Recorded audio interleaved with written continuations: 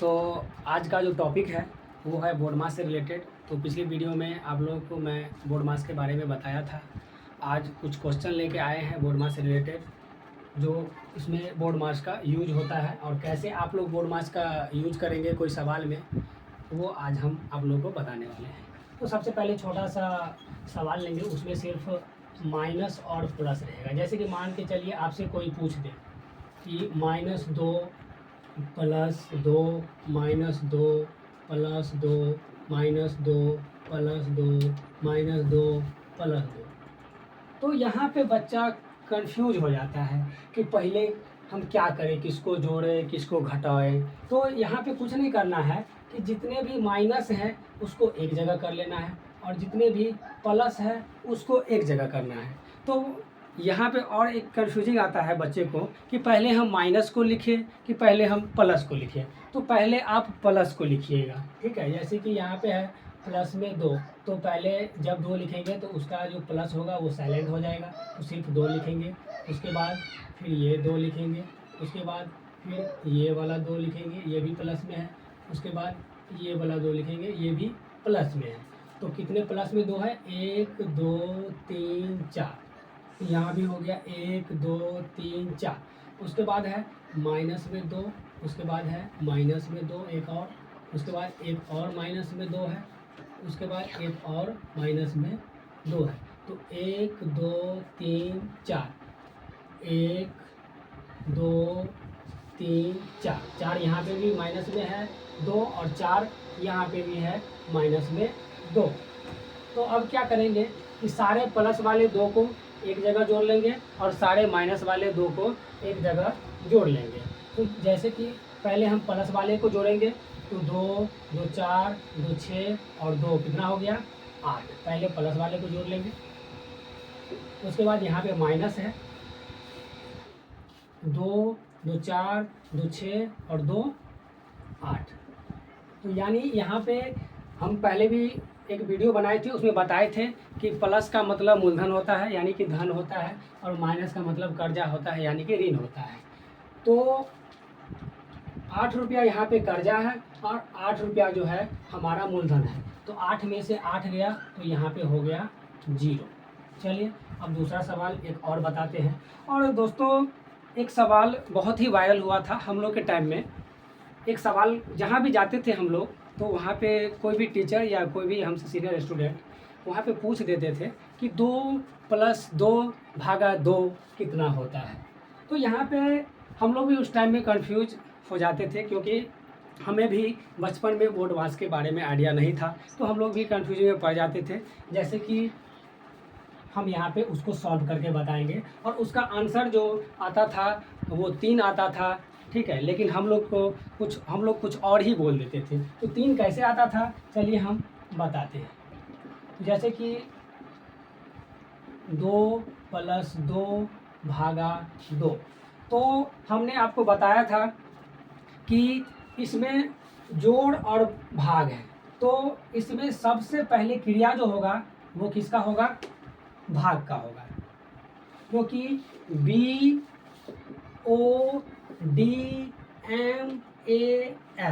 B for bracket, O for of, D for division, M for multiplication, उसके बाद A for addition, S for subtraction. यानी plus से पहले किसका क्रिया? डिवीजन का क्रिया यानी कि भाग का क्रिया। तो पहले हम इसको बोर्ड मास के नियम के आधार पे इसको हम सजा लेंगे। तो लिखेंगे 2 / 2 + 2। तो भाग यानी 2 में 2 से अगर हम भाग देंगे तो संख्या आएगा 1 और +2, तो 1 और 2 कितना हो जाएगा? 3। लेकिन हम लोग क्या करते थे, पहले प्लस रहता था तो पहले हम लोग जोड़ देते थे, तो हम लोग का आंसर जो है कुछ और आ जाता था। तो क्योंकि हम लोग को बोर्ड मास के बारे में बचपन में नहीं बताया गया था, लेकिन ये प्रॉब्लम आप लोग का नहीं होगा। और मैं गारंटी लेता हूँ कि आप लोग अगर मेरा 2-4 वीडियो अगर बेसिक वाला देख लेंगे तो आप लोगों को मैथ में कोई भी डाउट नहीं रह जाएगा, क्योंकि मैंने पहले ही बताया था कि बोर्ड मास मेन अंग है मैथ का। अब कोई भी सवाल बनाएंगे तो उसमें जब आप सवाल को सॉल्व करते हैं तो उसमें बोर्ड मास का उपयोग ज़रूर होता है। तो चलिए अब हम कुछ पोस्ट वाला सवाल बताते हैं। जैसे कि क्वेश्चन है 4 + 2 छोटी कोष्ठ 4 + 3 छोटी कोष्ठ बंद +4 भागा 4 गुणा 3 + 2। तो इसमें जो साइन है वो है प्लस का और भागा का, गुणा का और प्लस का, और इसमें छोटी कोष्ठ भी है। तो सबसे पहले हम बताए थे कि B4 ब्रैकेट यानी बोर्ड मास में सबसे पहले क्रिया बताए थे कि हम लोग जो है ब्रैकेट का करेंगे। तो इसलिए इसमें ब्रैकेट क्या है, छोटी कोष्ठ, इसलिए सबसे पहले ब्रैकेट के जो अंदर संख्या है उसका क्रिया हम सबसे पहले करेंगे। ठीक है, तो एक एक क्रिया कीजिएगा, कोई धड़फड़ाने की ज़रूरत नहीं है इसमें, क्योंकि मैथ शांति माइंड से बनाइएगा आप लोग। तो मैथ एक ऐसा सब्जेक्ट है कि अगर आपको अच्छे से बनाइएगा और समझिएगा तो जैसे एक क्रिकेट में खिलाड़ियों को बहुत मन लगता है खेलने में, वैसे ही आप लोगों को मैथ बनाने में भी बहुत मज़ा आएगा। अगर आप मैथ समझ नहीं पाते हैं तो ये बहुत बोरिंग लगता है और सर दर्द भी करने लगता है, और बच्चे उसी के डर से कितना बच्चा पढ़ना भी छोड़ देते हैं। तो चलिए आगे बताते हैं। तो सबसे पहले कोष्ठ का क्रिया करेंगे। तो 4 और 3 कितना हो गया, 7। उसके बाद +4 भागा 4, एक बार में एक ही क्रिया कीजिएगा, कोई दिक्कत नहीं है 2 क्रिया करने का। ठीक है, उसके बाद 4 प्लस, अब देखिए कोष्ठ का मतलब गुना होता है, याद रखिएगा। कोष्ठ का मतलब क्या होता है, गुना। तो यहाँ पे क्या हो जाएगा, 2 × 7। अगर यहाँ पे कोई बीच में साइन रहे तो याद रखिएगा कि अंदर जो साइन रहेगा वो साइन के साथ क्रिया होगा। और मैंने आप लोगों को बता दिया है कि साइन के साथ क्रिया कैसे होता है, बोर्ड मास वाला जो वीडियो लेके आए थे उसमें मैंने बता दिया था। तो उसके बाद है प्लस का 4 भागा 4 गुणा 3 + 2। उसके बाद ये कोष्ठ से निकल के गुना आया था, इसलिए हम पहले कर लेंगे गुना। तो 7 दूनी 14 +4 भागा 4 गुणा 3 + 2। अब देखिए दोस्तों, इसमें क्या सब है, प्लस है, भाग है, गुना है और जोड़ है। तो सबसे पहले हम किसका क्रिया करेंगे, भाग का क्रिया करेंगे। तो 4 + 14 + 4 भागा 4 कितना हो गया, 1 गुणा 3 + 2। अब इसमें जोड़ और गुना है, तो इसमें सबसे पहले क्रिया जो होगा वो गुना का होगा। तो 1 को 3 से अगर गुना करते हैं तो हो जाता है 3। अब इसमें सारा का सारा प्लस ही बच गया है, तो कुछ नहीं करना है, इसमें क्या करना है, सारे को जो है एक ही जगह जो है वो जोड़ लेना है। तो 14 और 4 18, 18 और 3 21, 21 और 2 23। चलिए अब मैं ज़्यादा नहीं, एक और सवाल बताऊंगा इसमें, क्योंकि वीडियो बहुत लंबा हो जाएगा और इसमें मैं चारों कोष्ठ को यूज करूंगा। और कौन सा कोष्ठ का क्रिया हम कब करेंगे और कैसे करेंगे ये हम बताएंगे।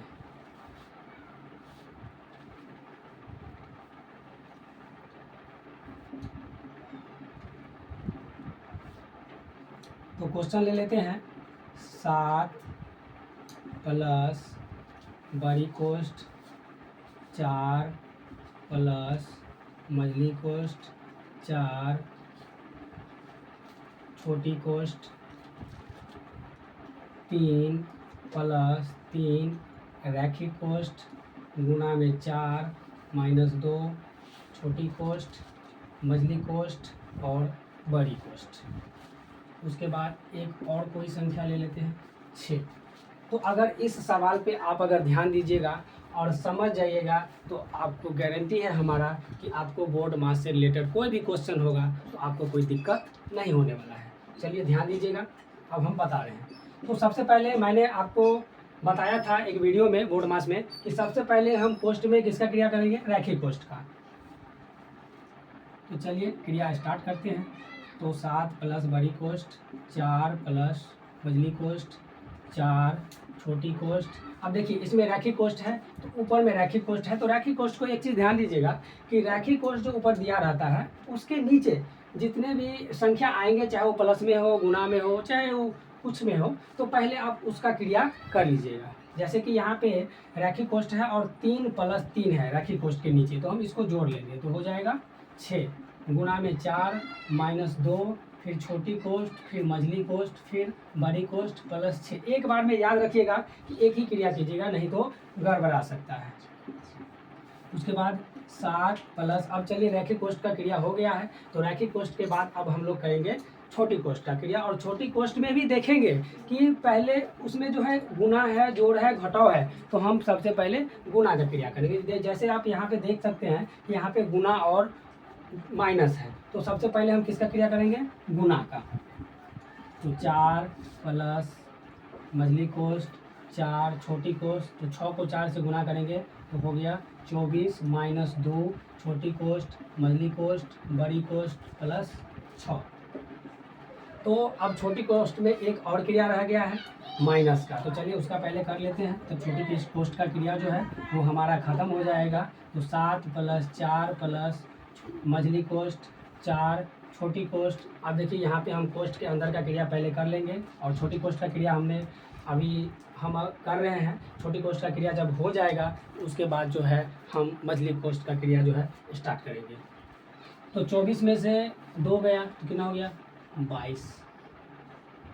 छोटी कोष्ठ बंद, मझली कोष्ठ बड़ी कोष्ठ बंद प्लस 6। अब छोटी कोष्ठ का क्रिया हमारा एक और लास्ट स्टेप बाकी है, क्योंकि बाहर वाले अंक में से हमको छोटी कोष्ठ के अंदर जो भी अंक बच जाएगा, अब पहले ही बताए थे एक और सवाल में यहाँ पे कि छोटी कोष्ठ के अंदर जो संख्या रहेगा उसके बाहर में अगर कोई संख्या रहेगा तो कोष्ठ का मतलब होता है गुना। तो हम क्या करेंगे? कोष्ठ के अंदर वाले अंक को बाहर वाले अंक के साथ करेंगे गुना। तो 7 प्लस बड़ी कोष्ठ 4 प्लस मझली कोष्ठ 4 गुने हो जाएगा 22। छोटी कोष्ठ का क्रिया खत्म। अब मझली कोष्ठ बड़ी कोष्ठ प्लस 6। अब यहाँ पे स्पेस थोड़ा कम है, इसलिए हम ऊपर में जो है एक सवाल को जो है वहाँ पे इरेज कर देते हैं।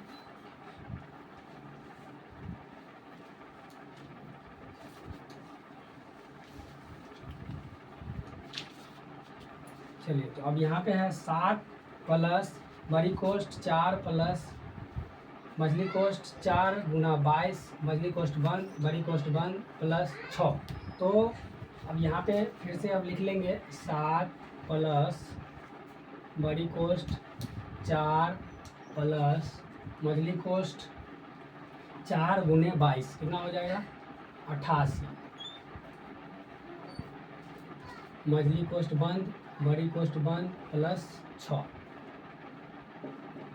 अब 7 प्लस बड़ी कोष्ठ 4, मैंने बताया था कि अगर कोष्ठ के बाहर कोई साइन हो तो साइन के साथ क्रिया करेंगे, अगर कोई अंक हो तो अंक का अंक के साथ क्रिया करेंगे, और कोष्ठ का मतलब होता है गुना। तो देखिए यहाँ पे प्लस है और यहाँ पे 88 के पीछे कुछ भी नहीं है, तो मैंने बताया था कोई अगर संख्या अकेला हो और उसके पीछे कुछ भी नहीं हो तो समझना है कि वो प्लस में है। तो प्लस गुना प्लस बराबर प्लस होता है, ठीक है।